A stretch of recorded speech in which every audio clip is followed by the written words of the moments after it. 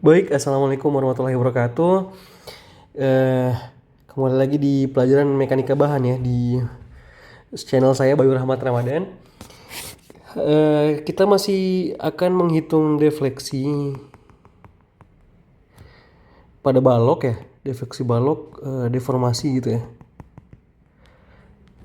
Delta, eh, defleksi, deformasi ya gitulah. Nah, tapi untuk kali ini kita kan kemarin kita sudah menghitung menggunakan metode double integrasi ya, atau double integral. Double integral. Oke. Sekarang kita akan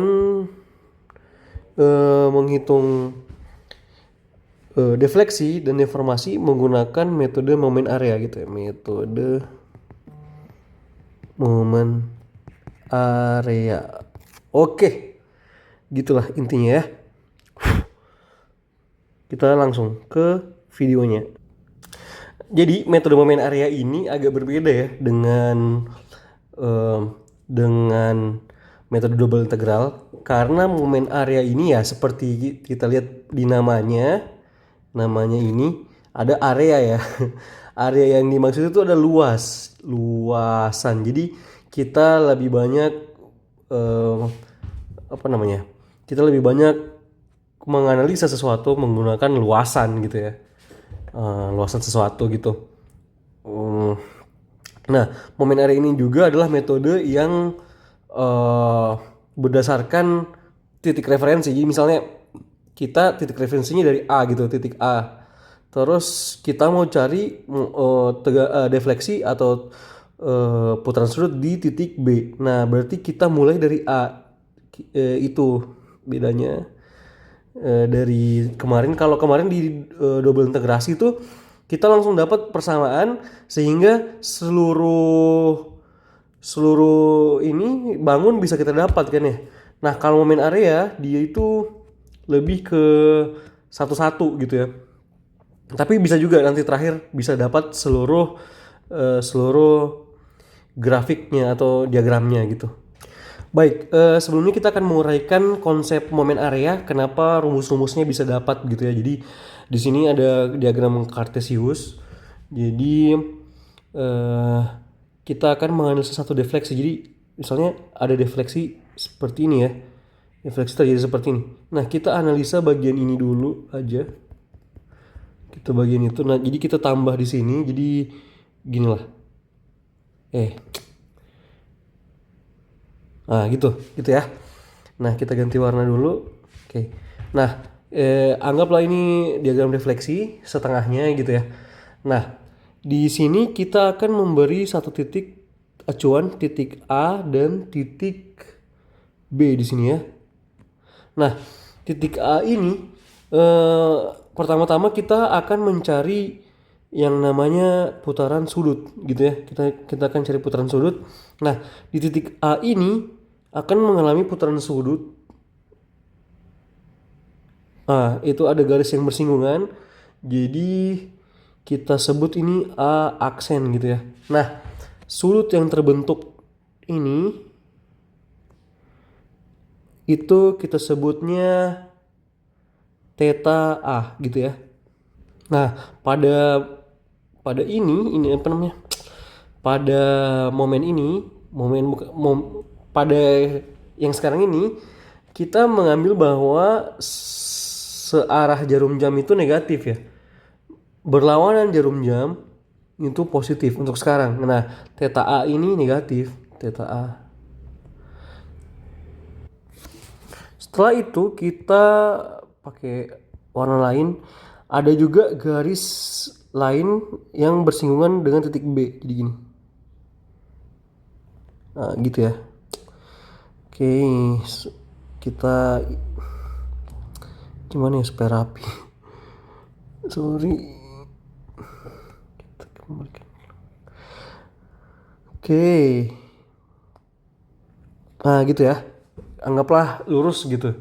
Nah, di sini di titik A dan titik B, di sini juga ada terbentuk sudut kita sebut sudutnya adalah theta B. Nah, pertemuan antara dua garis ini itu ada di tengah sini. Kita sebutnya C. Sehingga teman-teman bisa lihat di sini akan terbentuk sudut baru lagi antara ini B aksen ya. Kan itu A aksen. Sehingga akan terbentuk sudut baru lagi di sini teman-teman bisa lihat. Nah, itu kita sebutnya theta B per A gitu ya. Theta B per A atau theta yang dari A ke B gitu. Nah, kalau teman-teman jeli di sini itu kita tarik garis dari titik C ke sini gitu ya. Kita ada sudut sama besarnya itu masih theta A gitu ya. Nah, sudut dari sini tuh dari warna biru lagi dari atas sini ke sini gitu ya.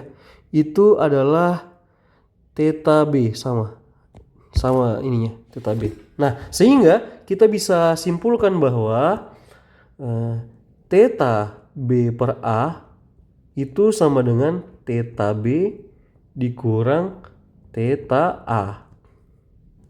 Nah, kita lanjut. Nah, jadi teman-teman, saya akan mengambil dua titik acuan lagi baru selain AB ya. Di sini ada M1 dan di sini ada di agak bawahnya itu M2 sebagai titik acuan untuk menghitung ini ya, maksudnya nanti kita akan ini lagi. Nah, M1 dan M2 kita secara analog kita akan bahas lagi, maksud kita bikin lagi di sini grafik yang sama yang sejajar gitu ya. Tapi di atas ini kita pakai M per EI gitu. Kita pakai M per EI. Nah, yang mana M itu adalah momen biasa ya, momen. EI itu adalah kekakuan balok. E itu adalah modulus elastisitas. Sementara I adalah inersia gitu ya. Semakin besar EI-nya, maka semakin bisa menghandle momen ya. Jadi misalnya teman-teman tahu misalnya contoh modulus elastisitas baja BJ37 itu sama dengan 200.000 gitu ya. Kalau beton itu sekitar misalnya 2400 dikali akar FC aksen misalnya kan ya. Kalau kayu misalnya, kayu cuma contoh aja nih 20.000 gitu kan. Coba bayangkan kita pakai kayu dikali dengan inersianya dan pakai baja. Nah, misalnya bisa saja karena baja itu ini steel ya, ini konkrit, ini timber misalnya kayu ya. 200.000 itu kan besar ya, jadi dikali dengan inersianya, misalnya inersianya konstan, inersianya misalnya kotak 2 kali 2 misalnya, jadi 1/12 BH pangkat 3 karena konstan kita kali. Nah, kan itu beda ya, modulus elastisitasnya beda. Jadi baja ini dengan penampang yang lebih kecil, lebih ramping itu bisa menahan beban dibandingkan kayu misalnya yang kalian harus pakai penampang yang lebih besar ya, misalnya 10-12. Ini baja sudah bisa menahan itu dengan 5 misalnya, 5 kali 5 L. Nah, jadi itu pengaruhnya EI ya di dalam satu struktur. Jadi kekakuan balok gitu ya. Itu hanya intermezzo sedikit. Kita lanjut ke grafik kita. Nah, ini diagram momennya. Sebenarnya diagram momen itu bervariasi ya. Ada yang segitiga, ada yang kotak, ada yang. Jadi tapi ini diagram momen yang negatif gitu ya, misalnya contohnya negatif. Jadi em, kita tarik garis M1 ke bawah gitu. Kita tarik juga M2 ke bawah. Nah, sehingga dapat daerah ini aja gitu. Kita tinjau. Nah, besaran ini itu kita sebut dx gitu ya.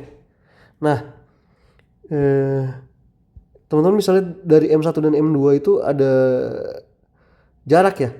Jarak ini kita sebut ds gitu ya. Jarak itu kita sebut ds. Nah, ini terlalu banyak warna ya, tapi coba kita ini dulu. Jadi teman-teman, kita buat lagi di M2 itu garis yang bersinggungan ya. Jadi gini. Nah, gitu ya. M1 juga punya garis yang bersinggungan. Nah, gitu ya. Ya, semoga semoga paham ya. Nah, kita lihat dari M1 dan M2 ini ada terbentuk sudut di sini nih. Mau di sini, mau di situ sama aja ya. Sudutnya itu kecil yang itu kita sebut dengan d theta. Jadi di sini juga. Nah, itu d theta gitu ya. Nah, sudut yang itu kita sebut d theta.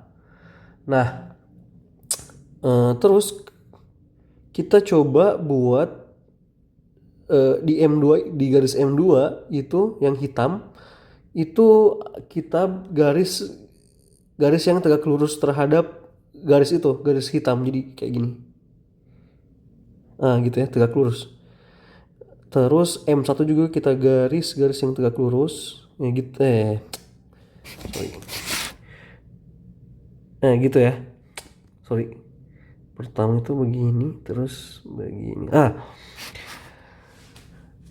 Sudut yang terbentuk di sini itu adalah d theta gitu ya, d theta juga.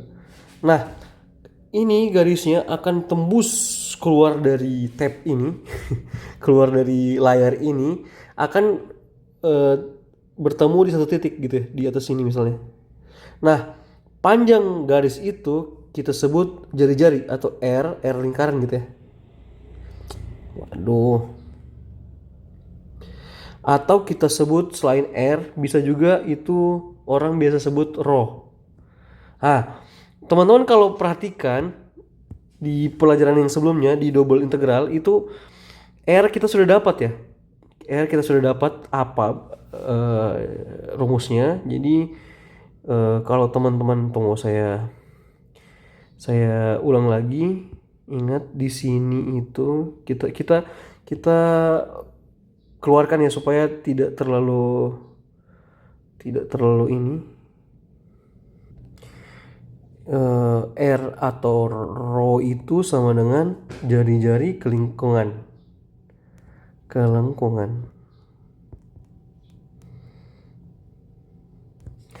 Jari-jari kelengkungan.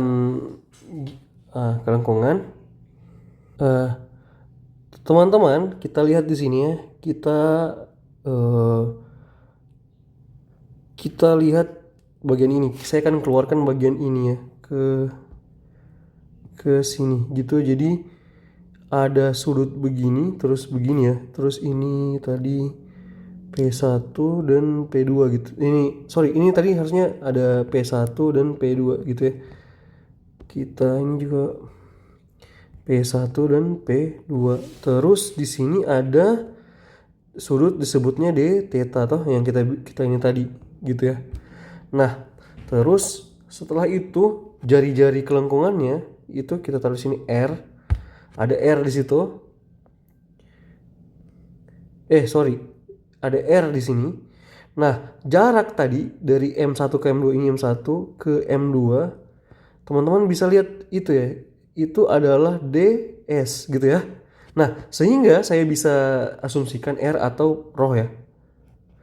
Sehingga saya bisa asumsikan pakai persamaan tangan depan yaitu d theta sama dengan ds per rho. Bisa ya?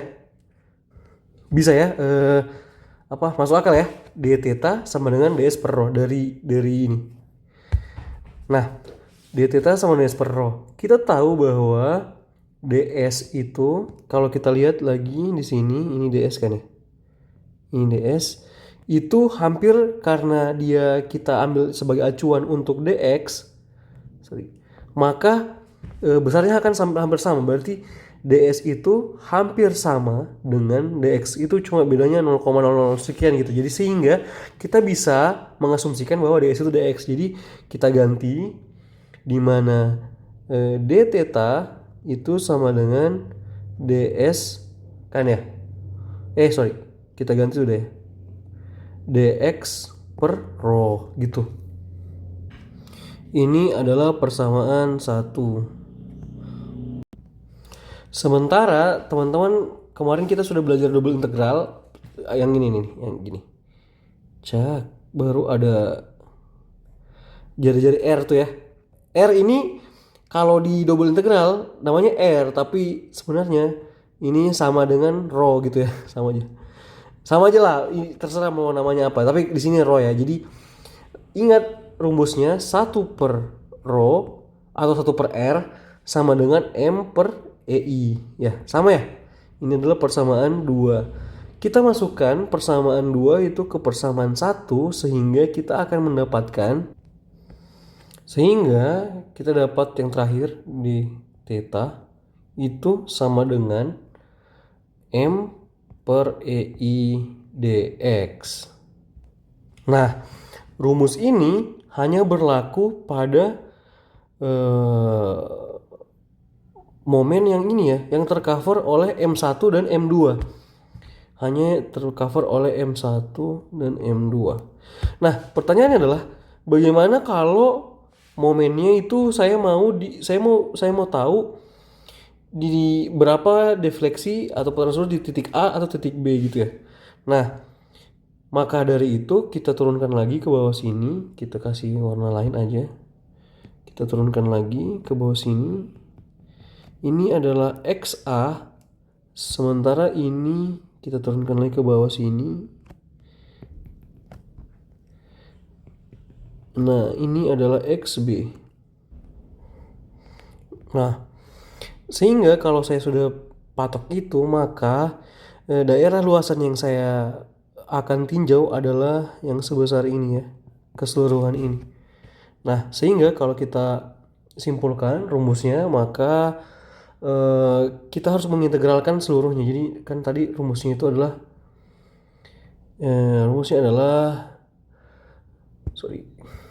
integral dari A ke B atau XA atau XB dikali D theta, kita integralkan kiri kan ya, sama dengan integral A ke B M per EI dx.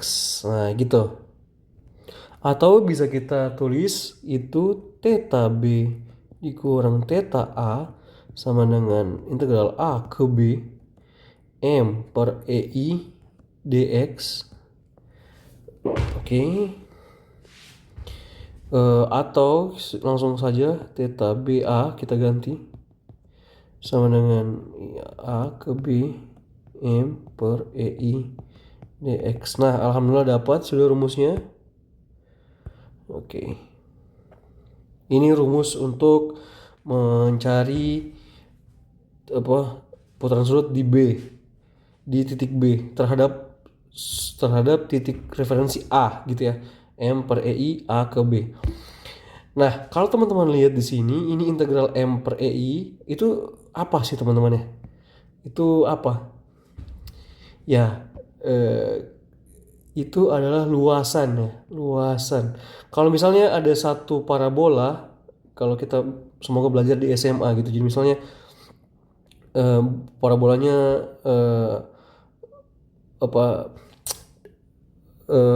kurva ini dia punya persamaan itu 4x kuadrat ditambah 3x tambah 2 misalnya. Nah, berarti kalau mau dapat luasannya kita integralkan ya. Kita integralkan dari titik ini ke titik ini 4x kuadrat ditambah 3x tambah 2 sehingga kita akan mendapatkan luasannya. Nah, jadi sebenarnya untuk mencari theta itu sesimpel mencari luasan saja gitu, mencari luasan luasan daerah yang kita arsir. Baik, tadi kita sudah mendapatkan persamaan untuk mencari putaran sudut. Sekarang kita akan mencari persamaan untuk defleksi atau delta gitu ya, sama aja. Atau delta atau V. Kemarin saya pakai V, atau sekarang kita akan pakai T ya. Kita pokoknya sama lah gitu ya. Nah, jadi ada grafik kayak kemarin gitu. Ya, kayak tadi. Nah, ini dari kita ini lagi dari titik A ke titik B. Oke. Nah, tapi bedanya adalah kali ini kita tidak mencari putaran sudut, tetapi kita mencari defleksinya. Nah, sehingga kita ulang sama dengan yang kemarin, itu ada garis yang bersinggungan putaran sudut dari A gitu, garis yang bersinggungan. Nah, gitu. Itu A aksen gitu ya. Nah, yang sekarang kita cari adalah jarak ini dengan ini. Tuh. Jarak antara ini dan ini yang kita sebut B per A. Ya, sama aja ini sebenarnya, sama dengan defleksi sama dengan delta itu. Pokoknya banyak ya. Tapi ya kali ini kita pakai T. Nah, di sini kita seperti yang kemarin, kita taruh di sini titik yang mau kita observasi M1 dan M2 gitu ya. Nah, jarak yang kemarin antara ini dan ini itu DS di sini ya. Nah, terus untuk mendapatkan TBA, jadi kita ini garis yang bersinggungan. Oke. Ini P1 dan ini P2, atau garis yang bersinggungan dengan garis M1. Jadi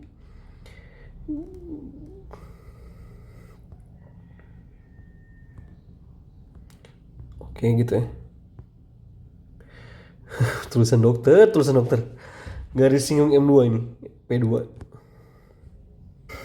Nah, jadi kita lanjut lagi, kita potong garis B ke bawah lagi,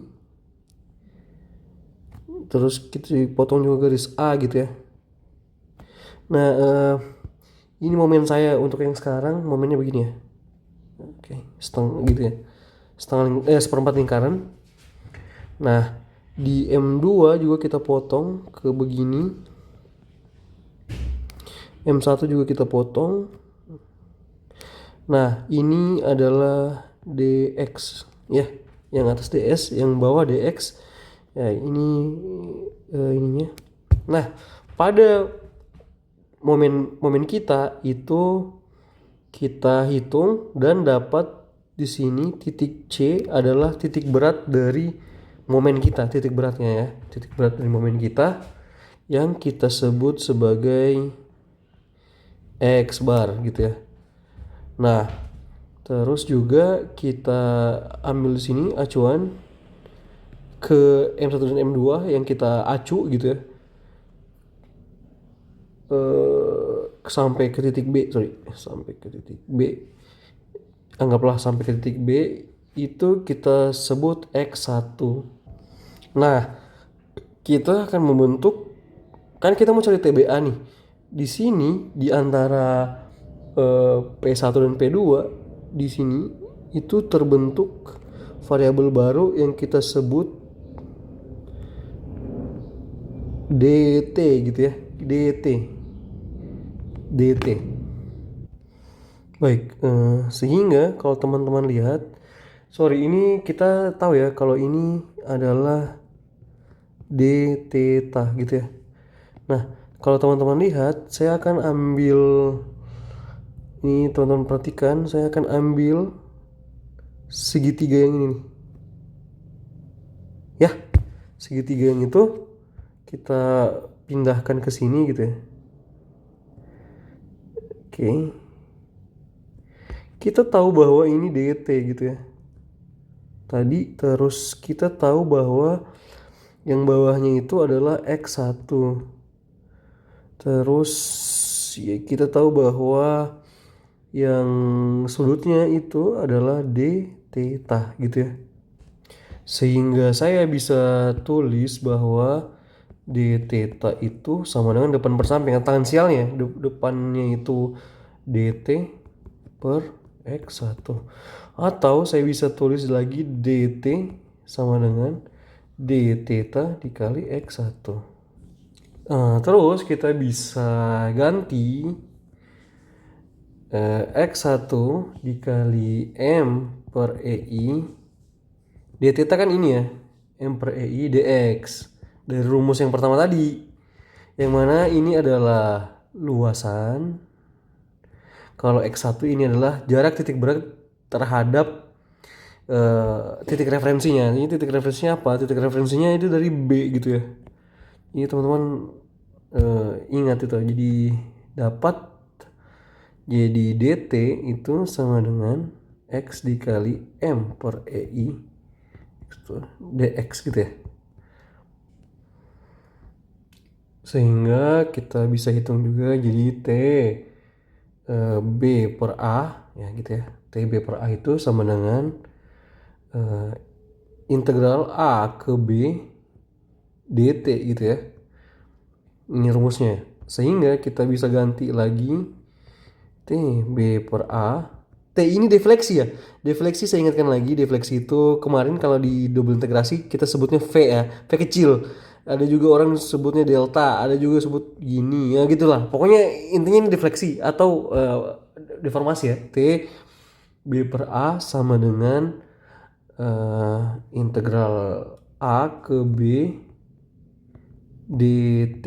Jadi kita sama dengankan lagi atau integral A ke B x1 atau jarak titik berat dikali m per ei dx.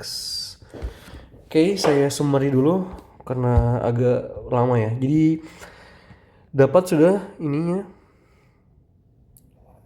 Ini adalah defleksi. Kalau ini adalah putaran sudut. Oke. Jadi kalau momen area teman-teman misalnya nih ada misalnya struktur yang sederhana seperti ini. Oke, struktur yang sederhana.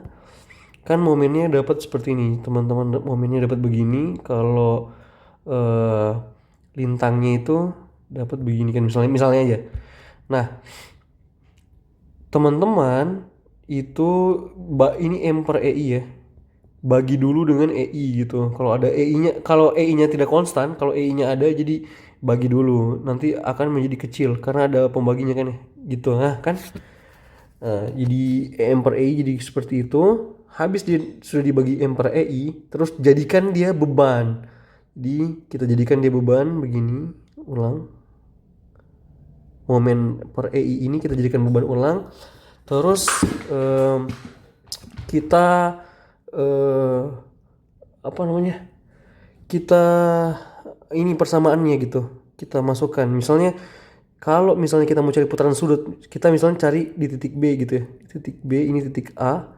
Kita mau cari putaran sudut di situ, maka kita hanya menghitung ini A ke B gitu. Menghitung A ke B itu bagaimana caranya? Ya jadi yang tadi kita masukkan rumusnya theta B per A. Jadi theta B per A itu sama dengan integral A ke B M per EI dx. Intinya adalah theta atau putaran sudut ini hanya mencari luasan dari teman-teman punya ini gitu ya. Nah, yang kedua kalau mau mencari defleksinya TB per A itu dikali dengan dikali dengan ini. Kita cari dulu X1-nya itu ya, X1-nya itu. Jadi titik C atau titik berat dari sini. Nah, cara carinya itu dengan dikali X. Misalnya momennya kita itu 5X kuadrat. Nah, jadi kalau mau dicari ininya itu dikali X, jadi 5X kuadrat kali X lagi gitu. Nanti akan saya ajarkan di contoh soal selanjutnya. TB per A sama dengan A ke B itu X1 M per EI dx. Nah, teman-teman seperti itu caranya untuk mencari, jadi luasan untuk ini itu luasan tadi yang begini itu dikali dengan X1 gitu aja. Sebenarnya sama aja kalian cari cara mencari ini apa reaksi tumpuan dengan cari gaya dalam gitu. Untuk kalau mencari reaksi tumpuan itu teman-teman dapat theta. Kalau cari gaya dalam itu teman-teman mencari apa nih? Defleksi. Oke, itu saja untuk hari ini. Terima kasih. Assalamualaikum warahmatullahi wabarakatuh.